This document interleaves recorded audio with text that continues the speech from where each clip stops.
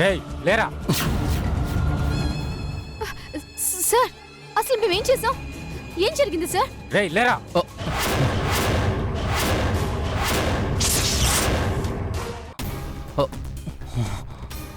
త్రిపుర ఏం జరిగింది? పోలీసులు వచ్చారేంటి? ఏమో భరణి, అడుగుతుంటే చెప్పడం లేదు. దొంగలు అడిగే ప్రశ్నలు కూడా జవాబులు చెప్పాలా? ముందు స్టేషన్కి నడవండి. దొంగలమా? ఏం మాట్లాడుతున్నారు సార్? దేన్ని పట్టుకొని మమ్మల్ని దొంగలంటున్నారో చెప్పండి. అవన్నీ తర్వాత. రాంబాబు తీసుకురండి. సార్ అయ్యో రే పద పోలీస్ స్టేషన్. మేమేం చేస్తామండి? అయ్యో సార్ అవన్నీ తర్వాత చెప్తాం పదా. సార్ మేము ఏం చేస్తాం సార్? ఆగండి. సార్ వదలండి. అయ్యో సార్ భరణి, సార్ చెప్పండి. భరణి.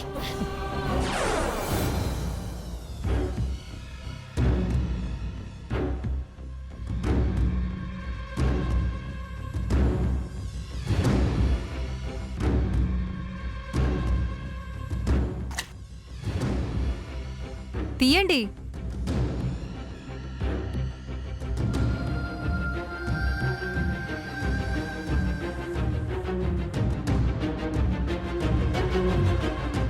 మాధవి, పెళ్ళైపోయాక ఇవన్నీ ఎందుకు? పెళ్లిలో చేయలేదు కదా, అందుకే.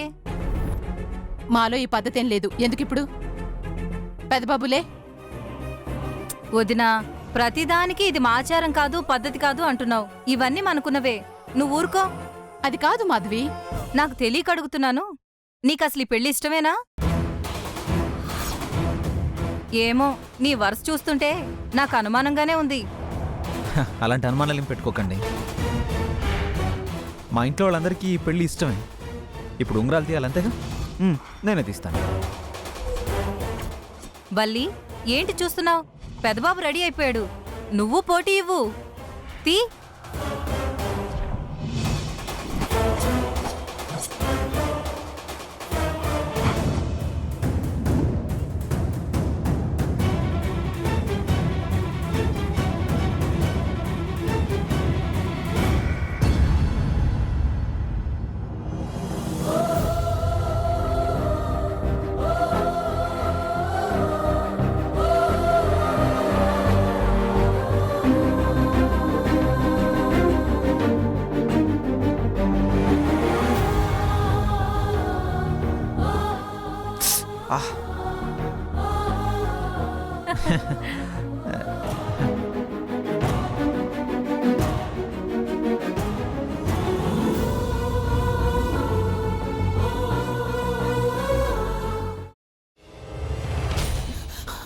నువ్వు ఇంకేమన్నా చెప్పాలా?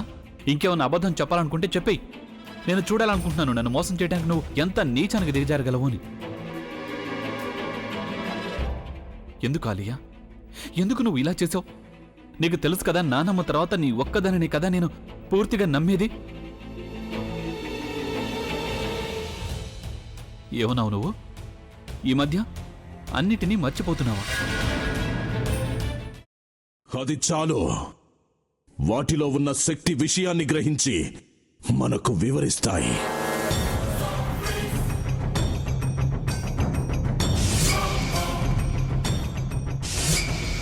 ఎవరు ఆ దండ విప్పొద్దు, గది తలుపులు తెరవద్దు.